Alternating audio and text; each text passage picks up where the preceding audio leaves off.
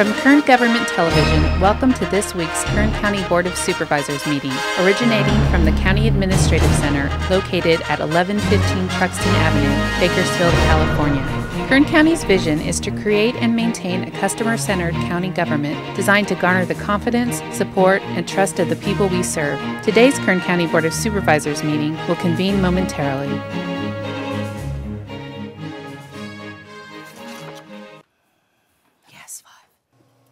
Good morning. Welcome to the Tuesday AM session of the Kern County Board of Supervisors here on March 13th, 2018. Madam Clerk, would you please, the Board will reconvene, and Madam Clerk, would you please call the roll? Supervisor Gleason. Here. Supervisor Scribner. Here. Supervisor Maggard. Here. Supervisor Couch. Here. Supervisor Perez. Here. In a moment, we're going to have the flag salute, and it's going to be led by Chief Larry McCurtain from the Kern County Sheriff's Office. Thank you for helping us with that, Chief. And then we're going to remain standing for a moment of prayer, silence, or meditation as you would prefer. Chief?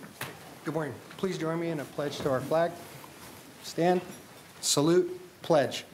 I pledge allegiance to the flag of the United States of America and to the republic for which it stands, one nation, under God, indivisible, with liberty and justice for all.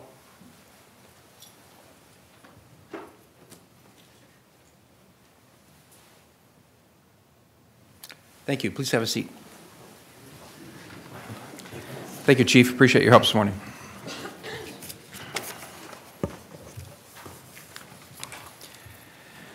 Our first order of business is dealing with our consent agenda this morning. And consent items are indicated on the agenda with a CA or a C above them. And they are the item number is where you would find that CA or that C above them.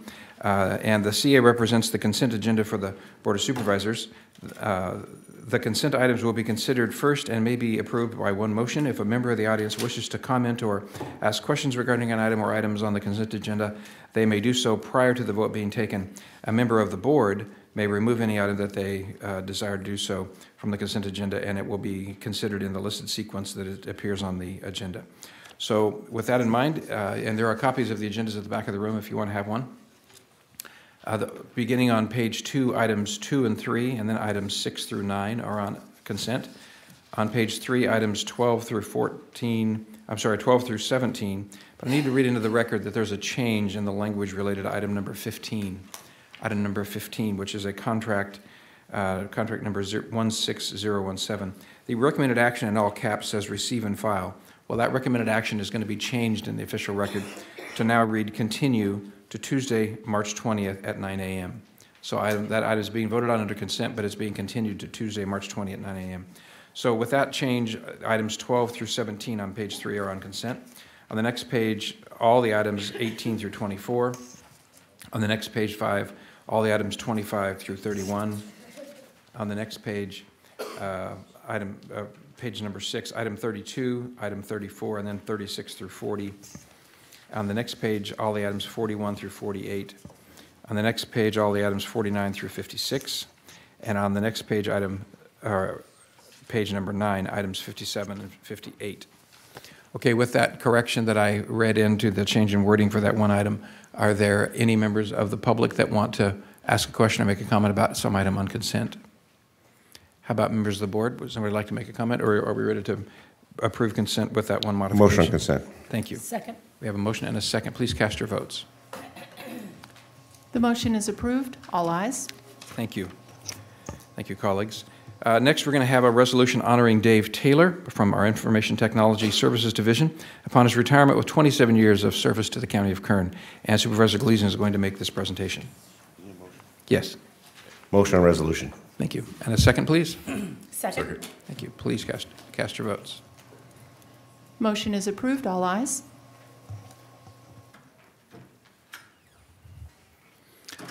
Congratulations, Mr. Taylor. We're grateful for your service. 27 years of them. Congratulations. Thank you. Okay, now, you want to say something? Okay.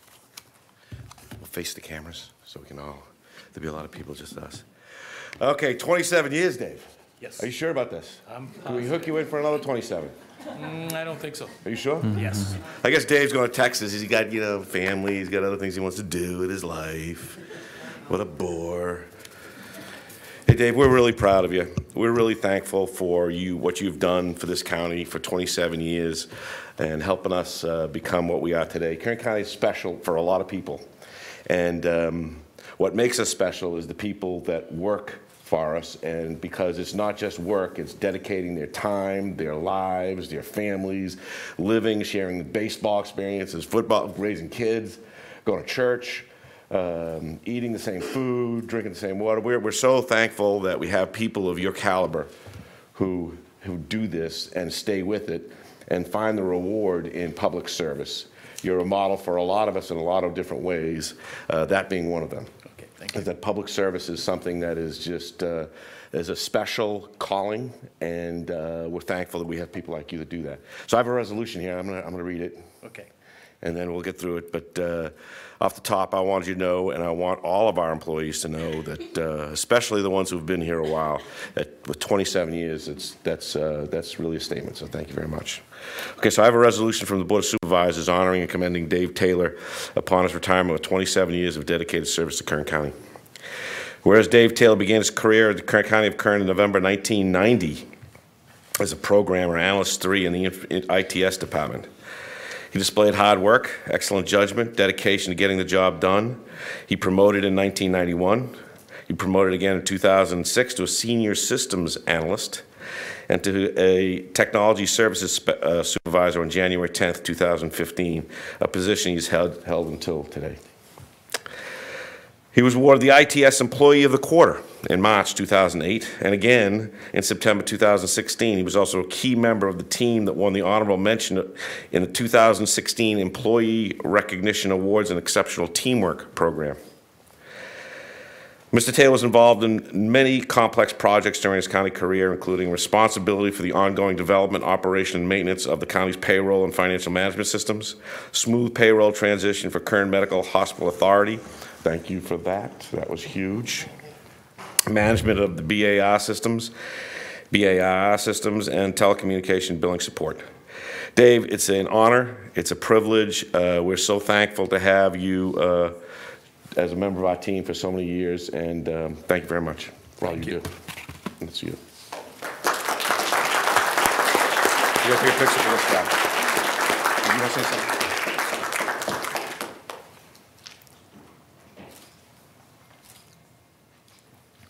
You can provide. Sir, thank you very much. We just wanted to take a couple of minutes and say thank you, Dave. Not only is 27 years just amazing, but what you have provided not only to the Kern County citizens, but also to all of the Kern County employees, ensuring that their payroll is ran appropriately, their paychecks are in place, all of the union MOUs that have been in place and bargains, you're the one that makes sure that all that magic happens in the back and it's implemented appropriately. So we want to take a moment and just say thank you so much for all of your dedication, and it's been a true honor working with you. Thank you.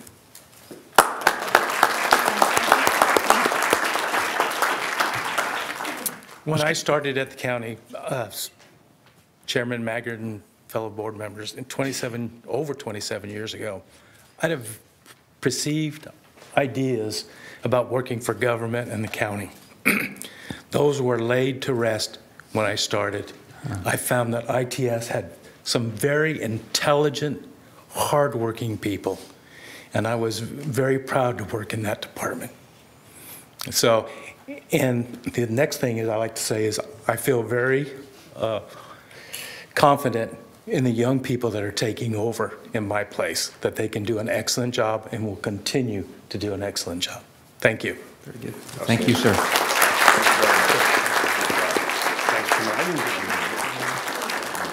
Enjoy a long and great retirement. Next, Supervisor Scrivener, this is item number 4, is going to help us proclaim March 2018 as Social Work Appreciation Month in Kern County.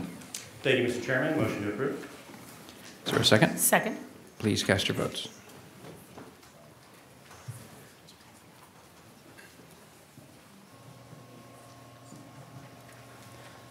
The motion is approved. All ayes.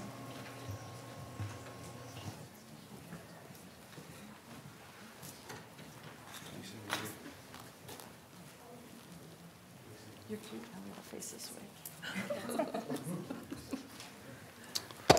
All right, good morning, Mr. Chairman and members of the board. I'm joined by a nice group here, primarily Dina Murphy, our Department of Human Services Director. I'll be presenting this proclamation to her, but I see we have a couple other department heads and some other folks here that I'm sure that she will recognize. Nationally, March is recognized as Professional Social Work Appreciation Month to honor the many contributions social workers make on a daily basis that make our communities safer, healthier places to live. The 2018 theme is Social Workers, Leaders, Advocates, Champions. Social workers confront some of the most challenging issues facing individuals, families, communities, and society. They forge solutions that help people reach their full potential. They make our communities a better place to live. Social workers work in schools, hospitals, prisons, and public agencies to ensure everyone, children, adults, patients, and inmates are treated with respect and dignity while also making the lives of everyone involved safer and healthier. In recognition of the many contributions social workers make to improve the well-being and self-sufficiency of children and families throughout the community, we honor these employed in this profession during the month of March. So it is my great honor on behalf of the Kern County Board of Supervisors to present this proclamation. The Board of Supervisors of the County of Kern, State of California, has officially proclaimed March 2018 as Social Work Appreciation Month in Kern County, and this recognition has been entered in our official minutes and signed by our Honorable Chairman, Mike Maggard, and I'll now present this to Dina Murphy and ask if she has any comments. Thank you, Ms. Murphy. Good morning, Chairman Maggard and members of the board. Thank you, Supervisor Scrivener. I'm Dina Murphy, your Department Head for Human Services, and I'm joined today by Bill Walker, Department Head for Behavioral Health Services, Lito Murillo, our Department Head for Aging and Adult Services, Maria Bermudez, who is our Program Director in Child Welfare Services, and social workers representing multiple areas within Department of Human Services. I want to introduce LaShane Williams from Family Services behind me, Claudia Cervantes of Court Services, Jasmine Frio, who's in RFA, which is Resource Families, Gracie Garcia in Adoptions, Daisy Cerna from Welfare to Work, and a very special introduction of Carmen Allegra, who's in emergency response. Carmen, if you'd step forward, because I wrote so many emails to the board members about you, you might remember that Carmen was one of our shooting victims in Las Vegas, and she has just been able to return back to us in the last 5 working days. So we feel very blessed with that, but she's here today representing emergency services. Not only has she been a hero in the field taking care of children, but she is a survivor and a hero for surviving what she went through. Wonderful to have you back, Carmen. Yeah. Thank you. Yeah, thank you.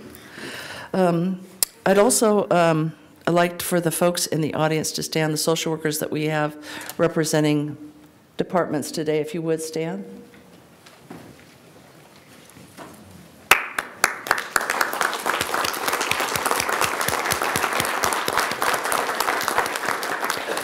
Are incredible professionals that do this with every ounce of their heart and soul. I'd also like to recognize Elaine Salagio, who you just 2 weeks ago had provided an award for her outstanding contributions, and she's one of our emergency response workers.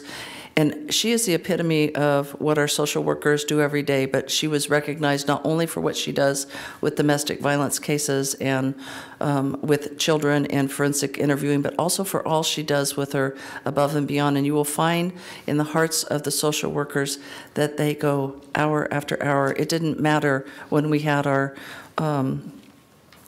time frames within the holidays that we needed to cover for on-call workers. They volunteer over and over again. They volunteer their time to make sure that the children are safe. They willingly go into homes and places we wouldn't go. They fight for the individual's rights and the wellness of children and the wellness of those who are affected by mental illness. They go into the hospitals. They go places we wouldn't go to make sure that the vulnerable are protected.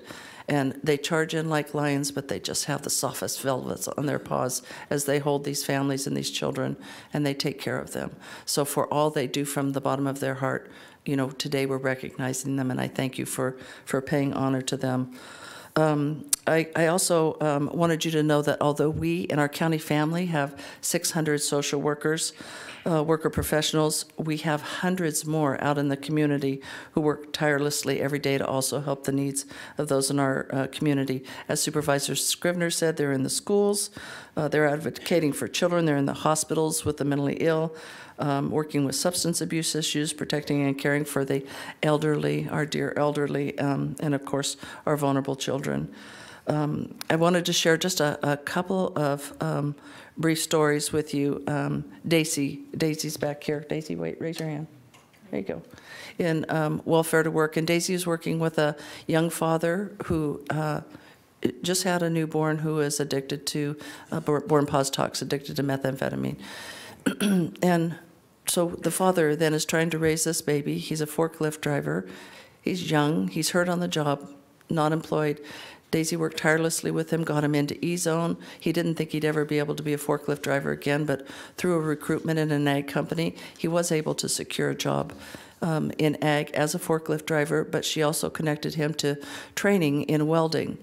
And he, on April 1st, will come off of cash aid because he's successful enough monetarily to support his family, and he's got custody of his little child and is taking care of him. So just, how's the baby? The baby's awesome. The baby's awesome, and the daddy has the baby. So, you know, that's a success story. It's one of many. And in Child Welfare Services, I wanted to share one with you that we didn't come forward with Precious' story when we did National Adoption Month a couple of months ago, but Precious has been with us in the system since 2012. She was born with fetal alcohol syndrome and was on a ventilator in a state hospital from just after birth. But a family, she was put on our heart gallery. She went through the continuum of care in our department. She was put on the heart gallery website as a special needs child, and there was a family, both husband and wife nurses, who had seen Precious, a picture of her, and the mother had had a sibling with special needs, and their heart went out to Precious. And now, 5 years later, going through all the steps, the visiting, etc. This was about 3 years ago that they started the process with Precious. She was adopted in November, but a success story because this child is flourishing. She doesn't have a tube. She's up. She's laughing. She's not in a wheelchair. I couldn't even recognize her as the stages went. She flourished so tremendously. So what these folks do in giving their heart every day is just ever so special. I also would like to draw your attention to an editorial that was in the paper by Barbara Zimmerman yesterday, I believe, and it was beautiful, and it was about social workers and Social Worker Appreciation Month, and she herself having family members in law enforcement, knowing the incredible value of first responders, wanted to reach out and give a shout out to our social worker first responders. And so if you would, just take time for the community to read that article because it's beautiful and it explains what our social workers do all the time. So with that, I'd like to thank you for the honor for our social workers and the much-deserved recognitions for the professionals. And it is not just Department of Human Services. This is a community-wide effort. And you know, as you see behind me and some of the department heads standing behind me, it's multiple departments, and it's with great pride and great courage that our professionals go out into the field every day and keep our children, our elders, our community, those in need safe. So thank you again. Thank you. Congratulations. Thank you for the great work you guys do. Our last presentation this morning is to be presented by Supervisor Perez. It's item number 5 on our agenda, and it is a proclamation proclaiming March 2018 as National Nutrition Month in Kern County. Supervisor? Thank you, Chairman. Motion on proclamation. Motion second. Please cast your votes. Motion is approved. All ayes. Thank you.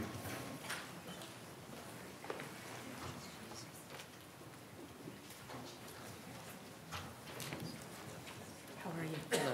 Good to see you. Good morning. Who all's here? Anybody else? Okay, come on over. And am I saying it right? Eric Medina, right? Okay, I'll probably leave that one.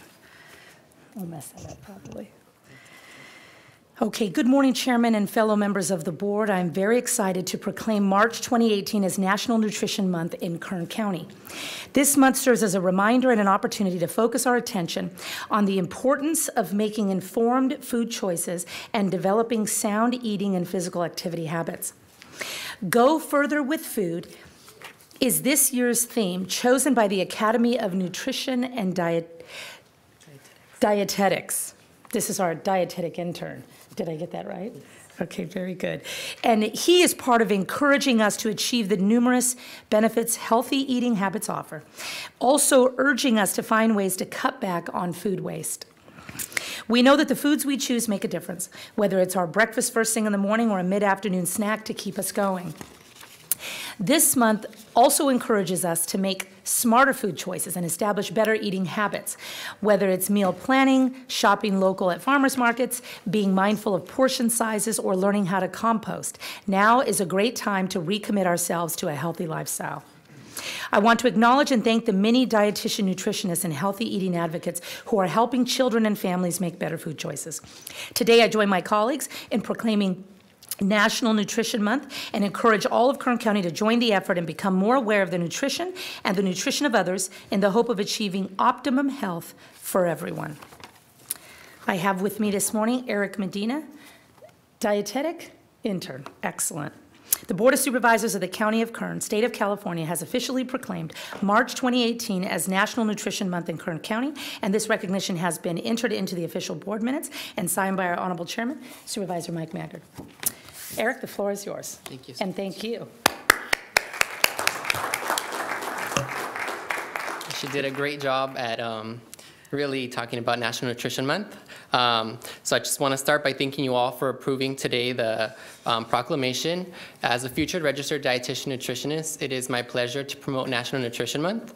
National Nutrition Month is a nutrition education and informational campaign created annually in the month of March by the Academy of Nutrition and Dietetics.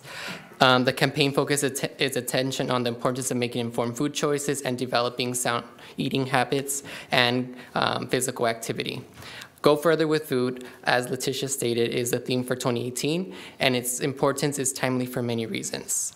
As nutrition experts, Academy members can help people adopt healthier eating styles while reducing food waste. In addition, National Nutrition Month promotes the Academy and its members to the public as the most valuable and credible source of timely, scientifically based food and nutrition information. The Academy's mission is to promote optimal health, nutrition, and well-being for all people by advocating for its members. With more than 100,000 credentialed practitioners, the Academy is the world's largest organization of food and nutrition professionals.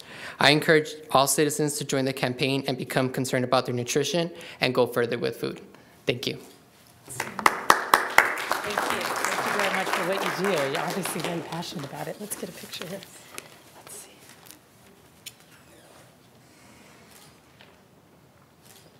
Thank you. Good luck. Good luck in your career, Mr. Medina. Okay, that takes us now to item number 10 on our agenda. And item 10 is an opportunity for the public. We afford the public every time we meet an opportunity to speak to us about any item that is not otherwise on our agenda. Are there any members of the public this morning that would like to speak to us about any matters not on our agenda? If there is, please come forward.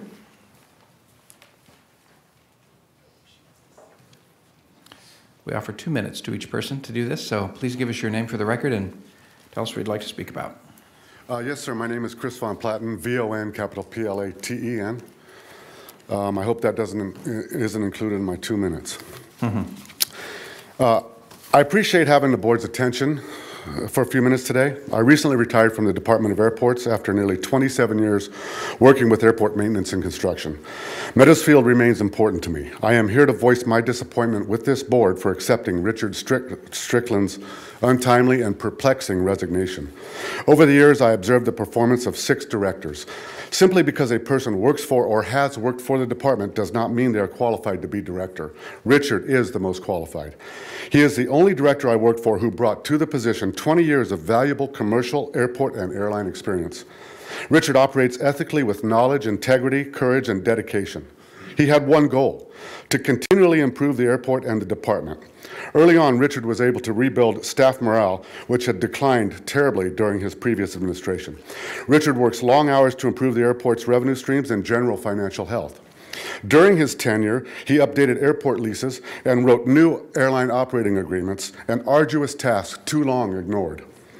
When the International Flight Training Academy left Meadows Field, the large vacant complex became Richard's responsibility and a huge financial liability. He worked tirelessly to find a new tenant. His success brought in the California Aeronautical University. The facility is once again a boon to the community, offering local employment opportunities and infusing revenue into the County of Kern in many forms. As the person responsible for maintaining runway systems, I constantly urge previous directors to attend to the needs of our dilapidated runway system. I was very concerned for public safety and the need to maintain FAA Part 139 certification standards. When Richard arrived, he took these issues very seriously. He got to work, formed a team, went to design, and admirably secured FAA funding in the millions for a complete runway system rebuild. After many years of neglect, the runway was finally getting the attention it sorely needed. Richard's successes are too numerous for this 2 minutes. I am very concerned about the airport's future without Richard at the helm. I believe Mr. Strickland's departure will negatively impact our airport and our county. I humbly ask all of you to reconsider your acceptance of Richard Strickland's resignation for the good of Kern County, for the good of the airports department, and to avoid making a mistake. And thank you very much for your time. Thank you, Mr. Von Platten, for coming to share your concerns. Anybody else want to share something with us this morning? If you'd like to share something, would you come down to the front, please? Hi, good morning. My name is David Hill. I'm also here to speak about the airport. I'm a Meadows Field user and pilot since 1967. Richard Strickland and his staff, Tamara Harbour and Kevin Falk and everyone there, are helpful, accessible, knowledgeable, patient people. They're very competent. You know, Mr. Scrivener, you talked about special people. Special people make this county. These people that are in management at Meadows Field are the best I've ever known. Please leave them in place. Thank you very much. Thank you, Mr. Hill. Who would be next? Good morning. Good morning. My name's Tamara Harbour Pickens, HARBER-PICKENS. Chairman Maggard, Supervisor Gleason, Supervisor Couch, Supervisor Scrivener, and Supervisor Perez. I humbly come to you today to speak on the recent resignation of my director, Richard Strickland, at the Department of Airports. But before I do, I want to share a bit about my history with Meadowsfield Airport. Nearly 57 years ago, I was introduced to Meadowsfield Airport by my parents. They took me to the old terminal and set me up on the wall, and I watched airplanes come in and move around and was mesmerized by the blue lights. It was beyond exciting to see the airplanes maneuver, and as a kid growing up, I always told my parents I wanted to be a stewardess. It wasn't politically correct at the time, or now. Of course, as it would turn out, they wanted women 5'6" and over, and I didn't quite make it to that stature. Fast forward 40 plus years, I heard about openings for accountants with the County of Kern, so excitedly I applied, tested, and interviewed. As it turned out, the airport was looking for an accountant, and I was offered a position. It was a dream come true. I would be reunited with my first love, Meadowsfield Airport. In my 10.5 years with the airport, most of it as Chief Financial Officer, there have been two people that stand out as having dedication beyond compare to see Meadowsfield Airport succeed. Peter Thomas, former CFO, and Richard Strickland, former Director of Airports. These two men gave their heart, their commitment, their time, their talents, and their expertise to see Meadowsfield Airport grow and thrive in every season of feast and famine. Since the sudden and unanticipated announcement of Mr. Strickland's resignation, I received multiple calls from comments from tenants, staff, vendors, and business clients. They all rang consistently with disappointment and defeat. I could go on, but I want to make my point before my time is up. Someone of his caliber and dedication should be valued. Allowing him to resign without a fight is a travesty. Let me tell you why. Richard brought in nearly You're 50... You're 30 seconds over, so try to wrap it up. Okay. Richard brought in more FAA funding, almost $50 million in the last 4 years, more than any other director. The runway is in its third and final stage. I would love to see him have the ability to complete that project. Lastly, he worked harder than any other director, and I think it's been said, so I'll skip forward. It is with everything I know to be true that letting Mr. Strickland resign from the County of Kern Department of Airports would be the single biggest mistake the board could make for the department. I urge you to bring him back to the table of negotiation and request his return. Thank you for your time. Who would be next? Good morning, gentlemen. My name is Heather Fallis, Heather, Fallis, as in Sam. And I'm the general manager for Atlantic Aviation at Meadows Field. This July will be 17 years that I've been on your airport, our airport. Okay? I am here to ask you to reconsider your acceptance of the resignation of Airport Director Richard Strickland. I was raised with the importance of integrity and fairness. In my almost 17 years at Meadows Field, Richard has both of those attributes. Okay? It is how I was raised to do my business, or how I was raised, and it's how I do my business. I'm not the cheapest on the field. Any of my people will tell you that, my tenants. But when I negotiate with open hands. That's how I expect to have business done with me. Richard does that. Okay? As airport director, he holds everyone to the same rules, whether they like it or not. And I know that you've heard that some don't, but I'm going to tell you, as a business person, that's what I appreciate. What's good for the goose is good for the gander. What's good for me is good for you. And if I'm going to be held to a standard, I expect you to be held to that same standard. Richard has brought the airport into the future for the betterment of our community and for your constituents, which I am a constituent for both of you, or for two of you. So I live in the Southwest. I actually remember when you came knocking on my door when you first started running years ago, and I've since moved, but I'm in that constituency. I'm also a school board trustee, and I also work at the airport at the other end of town. Your constituents need better. They need an airport that's going to be safe. Okay. We are currently starting phase 3 of the runway rehab project, and it's been stressful on us as a business, but in the end, it's going to be great. But that's not the end. There is more needed for our traveling people of Kern County. There's Alpha needs to be redone, the Leaning Tower of Control, and many other M&Rs that are due. I invite you, the supervisors, the leaders, the bosses of the airport director position to come to the airport. Come see the FBOs. Come talk to us and the businesses on the airfield and find out what your employee has done and what your employee is needed to do. Okay, with that, I ask you to go to closed session, reconsider your acceptance of his resignation, do what's best for your constituents and all of us. Thank you. Thank you. What was your last name, please?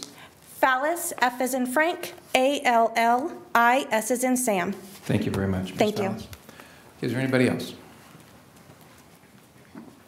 Good morning. Good morning.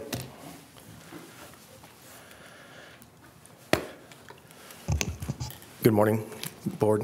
My name is Robert Purdy, P as in Paul, U-R, D as in David, I-E.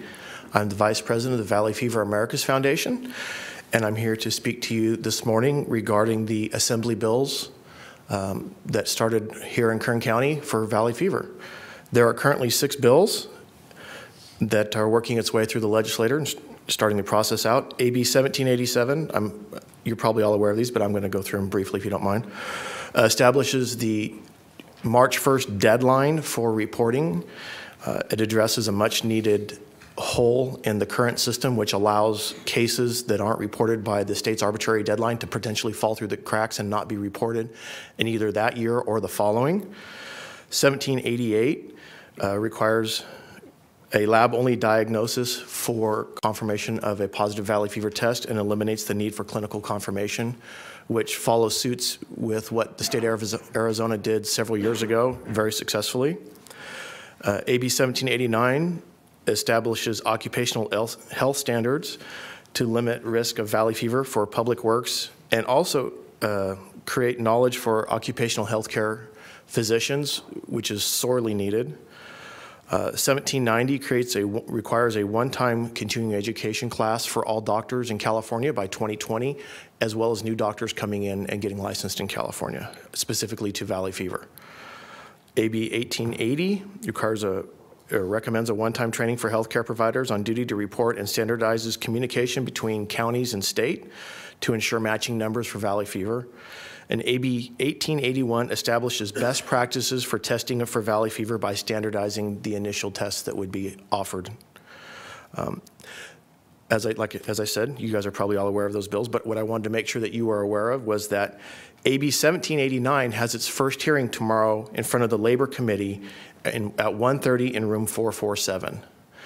And AB 1787, 1788, 1880, and 1881 have their first hearings in front of the Health Committee on March 20th at 1:30 in room 4202. So last year, we had AB 1279 at the Health Committee about this time, and the County of Kern was one of the groups that stood up and supported that bill, and I hope you guys will be able to do the same again this year, as well as offering letters of support. So thank you. Thank you, Mr. Purdy. Anybody else?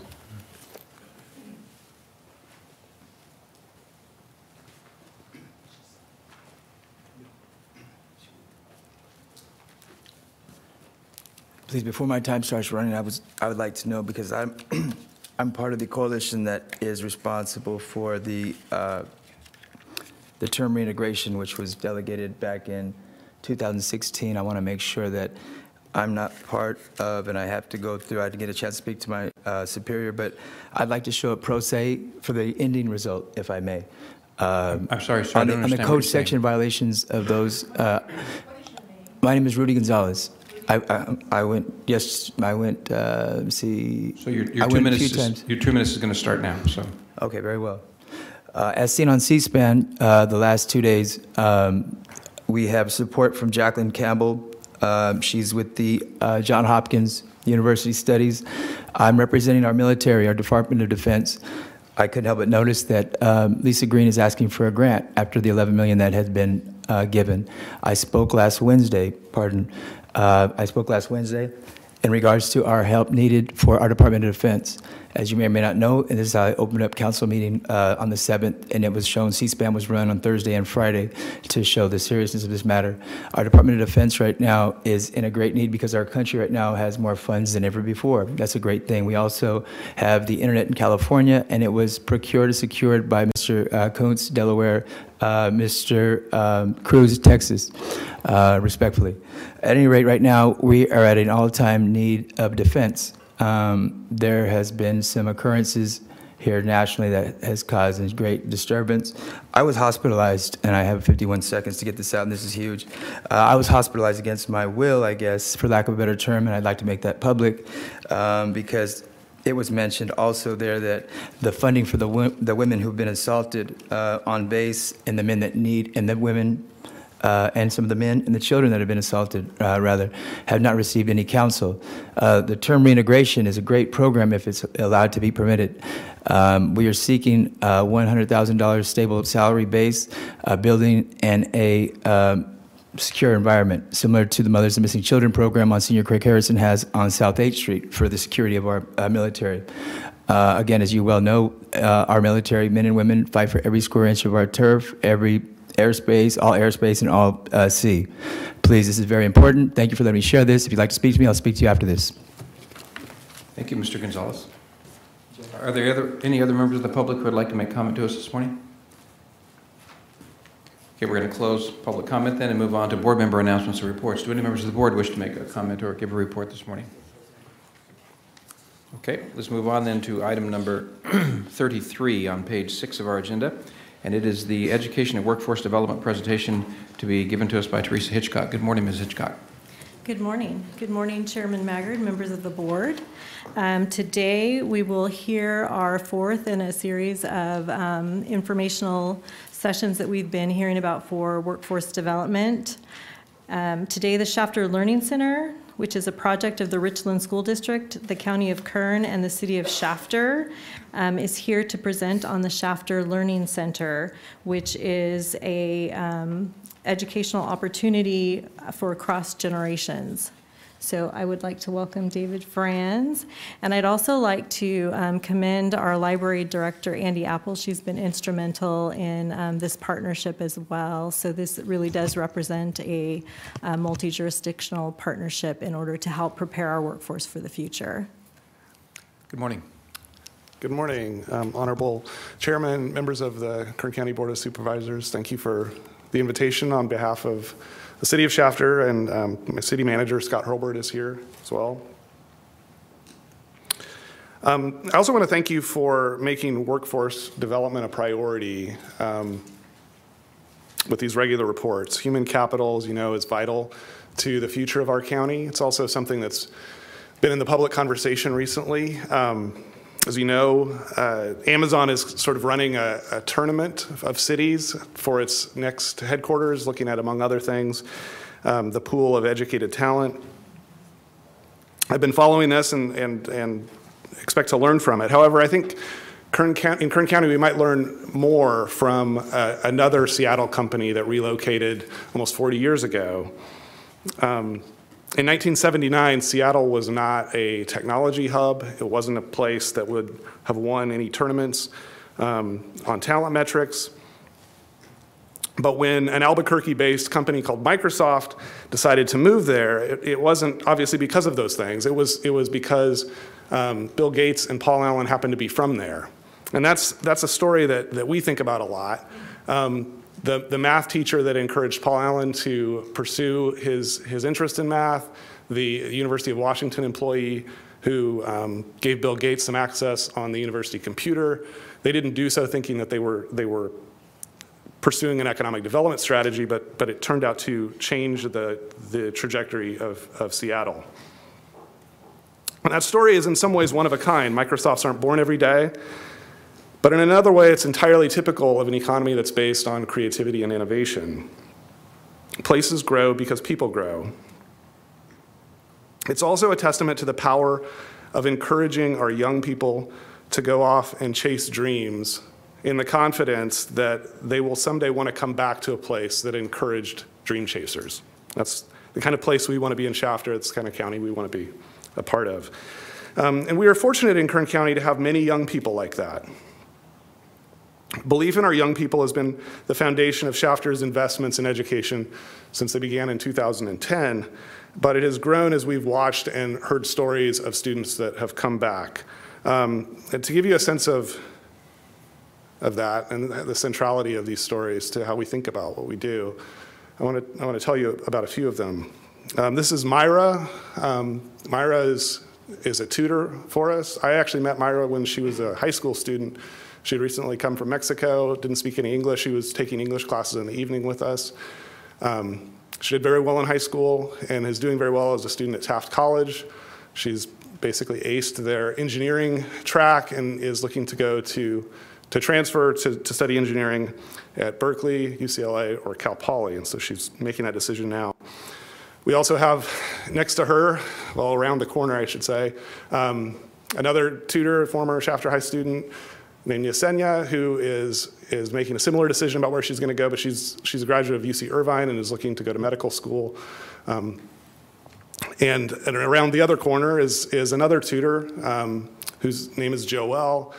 And Joel had a special set of challenges. He lost both of his parents, became the guardian for his younger siblings while he was a student at Berkeley, finished and has now been accepted to the PhD program in geological sciences at Stanford. And these students aren't that unusual. I mean, we have students like this from Kern County and from Shafter that we hear about all the time. Recently just hired someone who's literally a rocket scientist who came back after doing a master's thesis on how to land a rocket on Mars without using counter propulsion. And so these people aren't going to be with us for a long time, but we're happy to have them working with our students. And I think the thing about these stories, they're inspiring, but we hear a lot about the obstacles that our students face. And these young people faced those obstacles, many of the same obstacles that all of our students face. And I don't want to minimize the importance of those obstacles, but I think that one of the things that we've learned from listening to these young people is that it really highlights the power of what's inside them to overcome those obstacles. And that's really something that we can nurture and that we can grow. And that's a big part of our strategy. It's not just that these stories are inspiring, they're actually kind of our mission statement. And we put those stories around town. If you've been to Shafter, you've seen on our transit vehicles, we highlight young people who've done well. And we put them in big pictures and with quotes. We put them all around the Learning Center. They're a big part of what we do.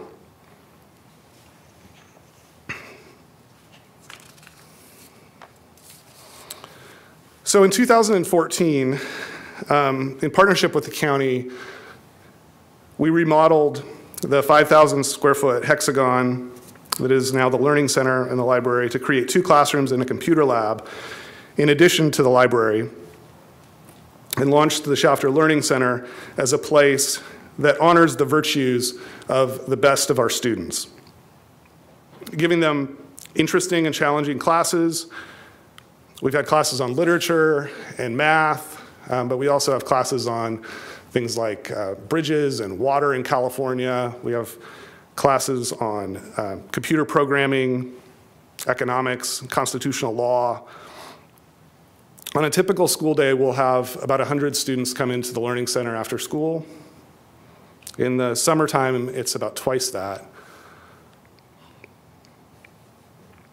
So our goal is really to help students see what is possible for them. And we encourage them to have dreams. You can see that in a lot of the pictures. We sort of have dreams everywhere. And the point is to help them see what's possible for their lives, not just in an economic way, not just in jobs, but that literally education is empowering and that it allows you to do more things. We all live in bubbles of one kind or another, and we encourage our students to see beyond their own bubbles. In junior high and high school, we focus more explicitly on college readiness and preparation for advanced courses. We get students ready for algebra. We have prep classes for GATE and advanced placement, which is a high-level, college-level class where students take an internationally normed test to get credit for college. If they do so, we actually have a cash incentive in Shafter for students who pass that test. And in the years that we've had that program, the 3 years since we've been doing this, where I should say, it's a cash incentive, it's also a breakfast celebrating them, it's also extra tutoring sessions, it's a lot of things, working with the schools.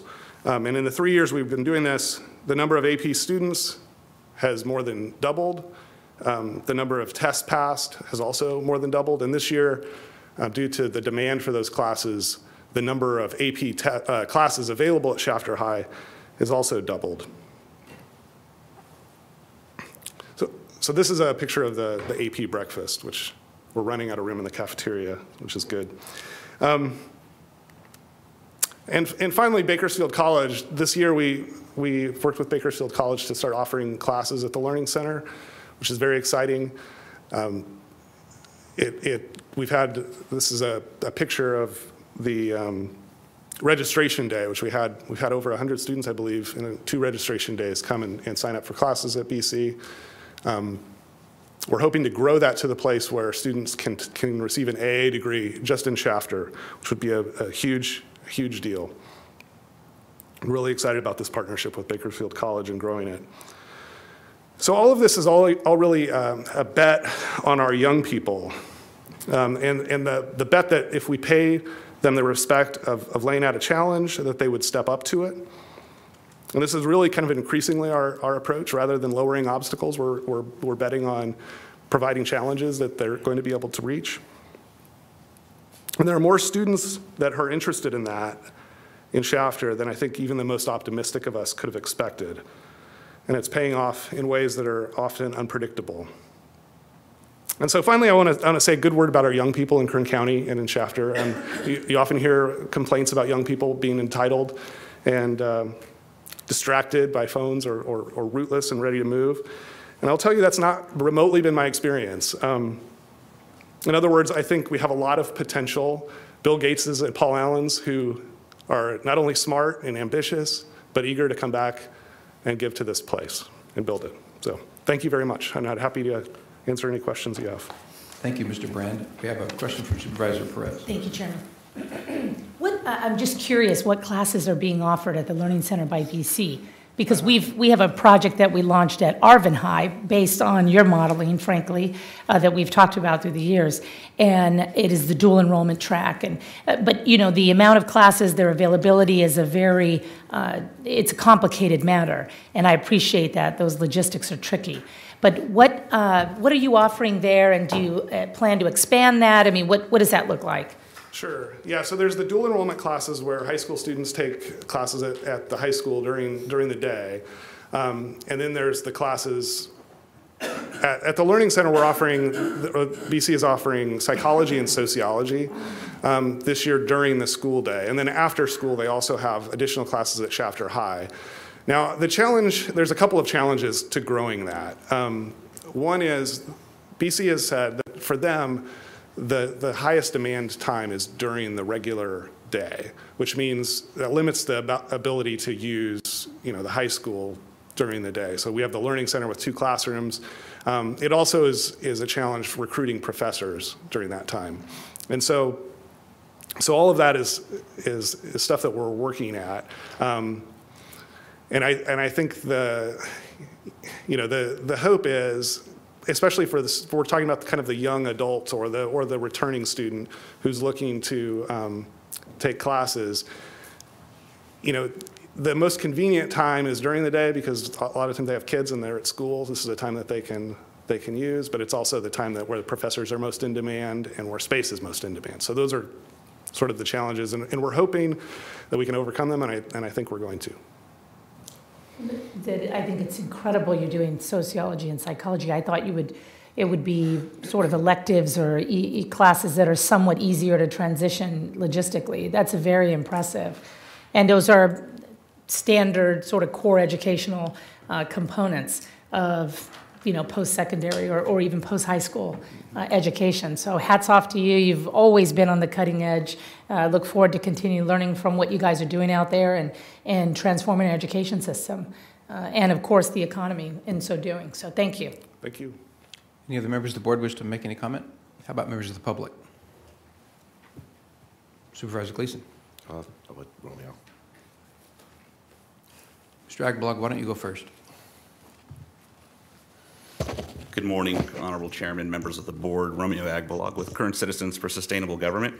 First of all, I just want to thank Dr. Franz for his presentation. I want to commend the City of Shafter, the Richland School District, and the County of Kern for its collaborative efforts to improve education in the northern Kern County community of Shafter.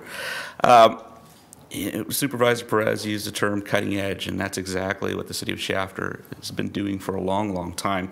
This is the type of public-private partnership. This is the type of intergovernmental agency partnership that really excites Kern Citizens for Sustainable Government. Oftentimes you see individuals working towards a common goal, but we're working individually or in silos. And this is a model that eliminates silos, eliminates working independently, is working collaboratively to improve education in that area. Now, Dr. Franz mentioned Bakersfield College, and I'm going to put a different hat on and tell you a little bit about that. Bakersfield College is really excited to be in the community of Shafter. And I can tell you, a lot of folks from the northern Kern County communities are very excited to have Bakersfield College in Shafter. You have students who are from the Wasco area who already travel to Bakersfield College's Delano Center for classes. With Bakersfield College's presence in Shafter, they'll have a shorter drive from Wasco to Shafter. Frankly, I have friends in the northwest part of Bakersfield who are really excited about BC Shafter because it's easier for them to leave their neighborhood, drive down the 43 into Shafter than it is for them to make the drive from the northwest over to the east side to Bakersfield College's main campus. So we're really excited about that partnership as well. So I'll just close by saying thank you for continuing to have these presentations. They're very informative, and congratulations to all the partners who are making this work. Thank you. Thank you, Mr. Aguilar.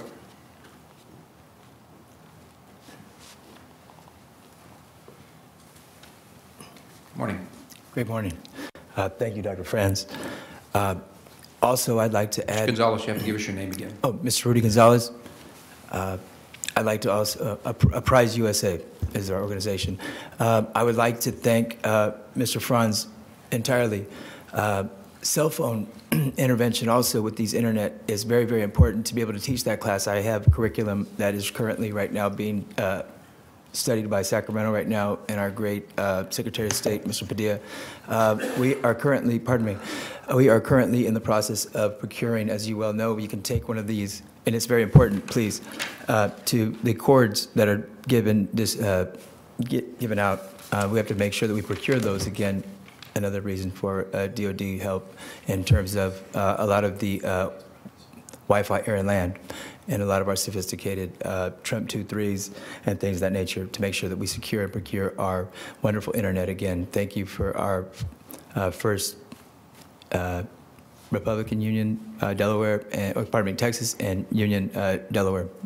Wonderful states who established that procurement and securities. I'm sure when Mr. Gates established it, it was all are welcome on MySpace. And we know now with the rise of the gold and the weighted materials how important it is to make sure that we secure our finances. If they're the pirates of Silicon Valley, like the wonderful book read, we are the protectors of Silicon Valley, being the Southern representatives of California. So thank you very, very much, and we are one state embraced now. Thank you. Are there any other members of the public that would like to make comment to us about this matter? Okay, we just return to the board then and go to Supervisor Gleason. Thank you, Mr. Chairman. I see our librarian and city manager Shafter out there smiling ear to ear, lighting up the whole room. I just want to take a quick minute, Mr. Chairman, to brag a little bit about Shafter.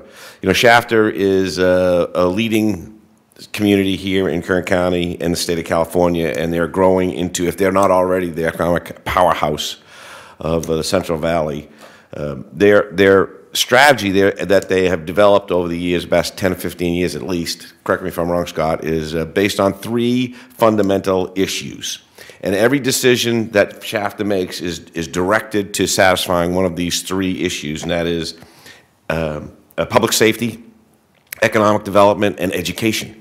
So this is no accident that this has happened. This is a development that the city of Shafter has been focused on for years, and this is one of the manifestations of that strategy. And I'm looking forward to seeing Shafter lead the way in our economic development, our public safety, and our education. And this is one just example of that. So thank you very much to the city of Shafter. Thank you. Are there any other members of the board who'd like to make comment? Back to Supervisor Perez. Thank you, Chairman. I'll be brief. Dr. Franz, I wanted to let you know that after we launched our dual enrollment project, which was a product of many, many conversations and hours that we've had, the Kern High School District has now enrolled 3,000 students in dual enrollment. And it is really transforming the nature of how we think about getting these tools to young people earlier. We have the 2nd highest youth disconnected rate in the country, right, between 16 and 24 kids not in school or working. So this is a serious, serious issue for our economy. It's a public safety issue. It's all tied into the ability of our young people to compete, and even our older folks that are getting back into the system need a skill set. That's where the emphasis is, and it's changing. And so 3,000 is a good starting point. We have a long way to go, but you know, your efforts are being felt and realized in more ways than I think you could even realize. So, you know, I always feel very humbled at your expertise and the ways in which you have taught us, the taxpayers and the huge group we've put together to think very critically about these issues. So, again, hats off to you. Well, thank you, Supervisor Perez. And I was going to say that the efforts in Arvin have inspired those of us in Shafter to ask for more from BC because of what the amazing work that's going on there. So thank you. Just don't ask me, Dr. Franz. Just kidding. I'm kidding. Hey, really, thank you. Hats off. I'm so impressed with you and so appreciate your integrity and your passion in what you do. It is, it really makes such a massive difference, as you know. Things happen that wouldn't have happened because you're there. So. Okay, I don't see anyone else, so our charge this morning under this agenda item was to hear the presentation, but I would like us to have a motion to receive and file the report. So moved. Is there a second? Second. Please cast your votes. Mr. Hurlbert, nice to have you with us this morning. Thank you. Motion is approved. All ayes. Very good, thank you. Next is item number 35, which is a status report on the fire department tree mortality program. And Chief Marshall is here with us. Good morning, Chief. Good morning, Chairman Maggard and members of the board. Yes, this is a status report on the fire department's tree mortality program and a request to extend our local emergency declaration for another 30 days. I'm joined by our wildland fire defense planner, Jeff Gilletney. He's commonly referred to as the forester within the fire department's organization. He's been a licensed forester for nearly 40 years, and he has been actively involved in reducing the threat of fire with these dead trees that are throughout our mountain communities, and we do have thousands of dead trees. So today we have a PowerPoint presentation that's going to go over a program that we're involved with through the state of California to receive money to remove these dead trees in our wildland areas that will help reduce the threat of fire, keep escape routes opened, and generally help us to recover from this tree mortality problem. Although we are getting rain, dead trees are dead trees and they will remain dead trees, and we have to get those out before we have a mega fire. So at this time, I will turn the presentation over to Jeff. Good morning. Thank you, Chief. Good morning. So this particular grant that we just received was authorized after the governor made his proclamation in 2015, the tree mortality emergency proclamation. And the money was available immediately after that, and through the Cal OES. And the problem with it was a 75% cost share, so the counties had to come up with 25%. And so there's 10 tree mortality counties in the state, and Kern County, along with most of the other counties, could not afford 25%, so not much happened the first 2 years. So late last fall, the state legislature, through CAL FIRE, came up with $6 million to pick up the 25% match for all 10 counties. So at that point, our Kern County, along with all the other 10 counties, are now signed up, and we just got approved for this extra 25%. So it's totally cost-free for us up to a certain point. So this allows us to cut any trees that threaten county roads or county infrastructure. So the majority of the trees are going to be on Forest Service land. Alta Sierra area has a lot of them, Rancheria Road. Also down Fraser Park area, Tallahatchie Mountain Park. I'll go over those in a second here, but it's just on county-maintained roads. The 25% match was figured by the overflights that the Forest Service does every year to count the number of dead trees, 129 million in the state. I think Kern County has 7 or 8 million, 9% of the total of the 10 more high priority counties. So it came up to 541,000 for the 25% match, which gives us up over $2 million total to use on this tree removal project. So we're in the process now of marking the trees, and then we're going to, as soon as the projects are ready, we're going to put them out to competitive bid. I've picked out 5 different areas that have substantial numbers of trees. I've got them listed here alphabetically, but the first project we're going to do is in Tallahatchie Mountain Park, our county park there. And that's all, I've got the trees all marked, all ready to go. The second project will be up around Mount Pinos, Pine Mountain Club. I've got most of that ready to go also. The rest of the projects will come on later here. This is at the campground, Tallahatchie Mountain Park. Our nice new bathrooms there are obviously threatened. This is the upper campground. You can see a campsite down to the left there, bottom left. It's circled. It's obviously not very safe place to camp there right now, but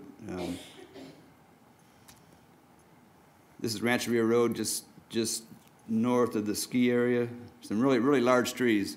Not only a fire threat, but really a threat to, especially, you know, get wind and snow, and they're a threat to fall on the road. These are all Forest Service trees, and they're certainly appreciative of our help.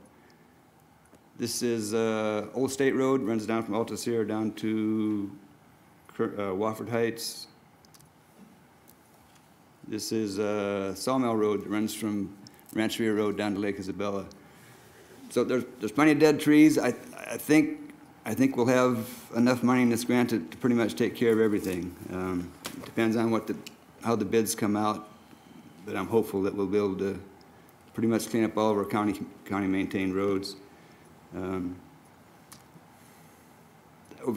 I've been here the last couple of years, we've gotten over $1 million worth of fire prevention fund grants through CAL FIRE. This is a project we just finished last fall. This is looking south. This is on the ridge above Alpine Forest Park, looking south into Hone Ranch there. And we created a shaded fuel break, and this is a before picture, and this is an after picture. And that was done with our big masticator, and it really came out really nice. Obviously, very fire safe. Much more forest health. Better for the forest health. There are healthier trees spaced out, and we'd like to do a lot more of that, but obviously it's expensive. So we still have some challenges ahead. Probably the biggest challenge is still Bear Valley Springs. We've spent a lot of money there. We pretty much got the roads pretty well cleaned up, and I think anything within 100 feet of a house is all cleaned up, but there's still probably 500 acres that looks like this, and the trees are just starting to fall and go over. So we're still pursuing funding to get up some of this other stuff cleaned up that are away from the roads, but still an obvious hazard. So we're going to keep looking. Thank you. Chief? So that concludes our presentation on what we're doing here in Kern County and the grant funding that we're receiving. As Jeff mentioned, it's just not a fire hazard, but these trees have been dead for so long, they're starting to fall. We get wind or snow on the trees and they fall, and that's definitely a life hazard, and that's another reason this is such a priority. We've been actively pursuing grants so we can do this. This particular grant's being put out competitive bid. We're working with purchasing to get professional loggers in here. Our fire crews have been out there doing work. It's just been a team effort. It's not going to go away anytime soon, but we are attacking the problem as best we can.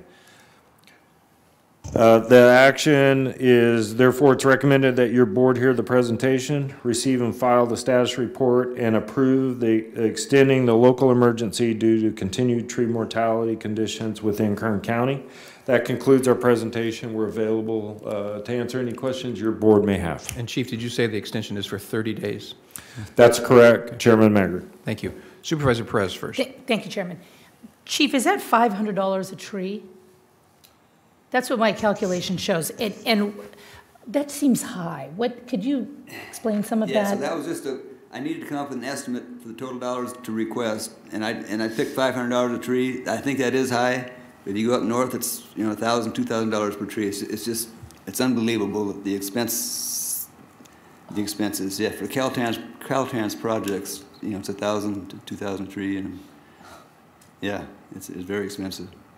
So, but I think I'm going to use loggers rather than tree services, so that allows them to sell the products and to kind of reduce their costs a little bit. So I'm hoping to get it down to a few $100s per tree, or $200 maybe, something like that. You could negotiate it with the logger if they get to keep the value of it. It's going out to bid, and some of the projects they're required to move the wood. On the Forest Service, it's still a bit sticky because they have their different environmental documents, so they might not be able to remove them, but. This is astonishing. Oh, yeah. And an issue all over California. Major issue at CSAC, as you probably know. Yeah. Well, thank you for your hard work, and hopefully you can get the negotiate this value to the logger. Right. But anyhow, thank you. You're welcome. Supervisor Scribner. Thank you, Mr. Chairman. First of all, Chief, and to Mr. Gillette? I hope I said that right. I know Chief just called him Jeff, maybe because that's easier. Jeff. All right, fair enough. My question was about disposal, and so part of that sounds like it was answered if you were able to negotiate for whoever comes in and does the work to actually remove the tree, and I guess they're able to use the product. But are there instances where we're going to be grinding anything ourselves? And then I know that the cogen plants, we've lost one offline because of the competition with other energy producing options that we have, and so I don't know if anything's starting to open up as far as that's concerned as well. So.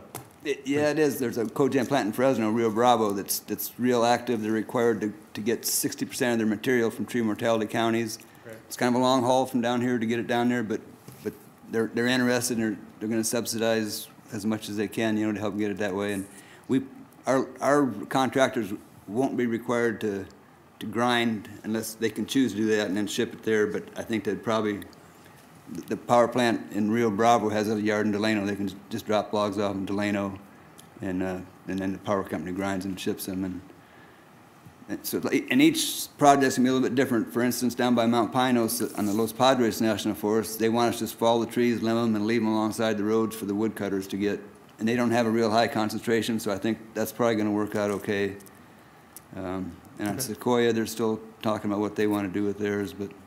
Okay, very good. Thank you for that.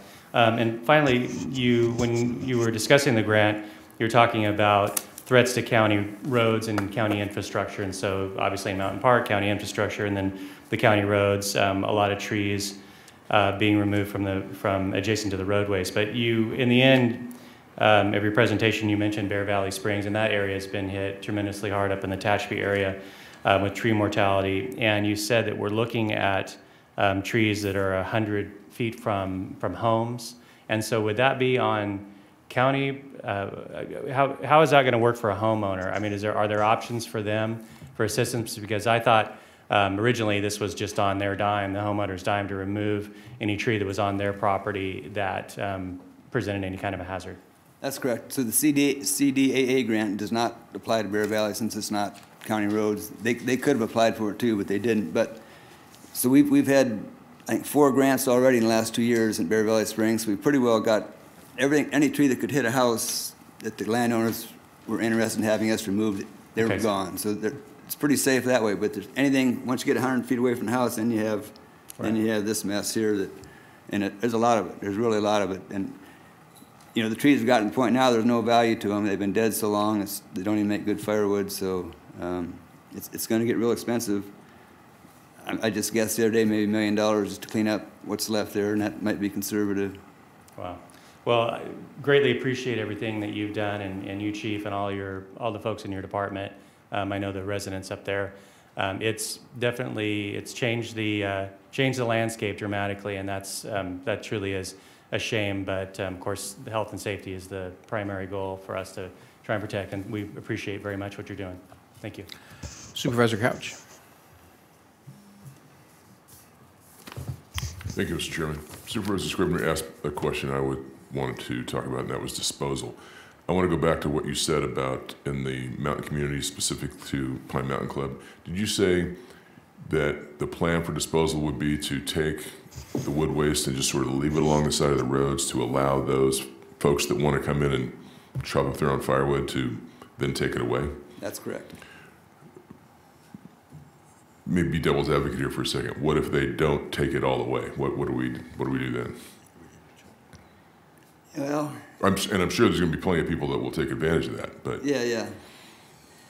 There aren't many trees down there comparatively speaking to the rest of the county.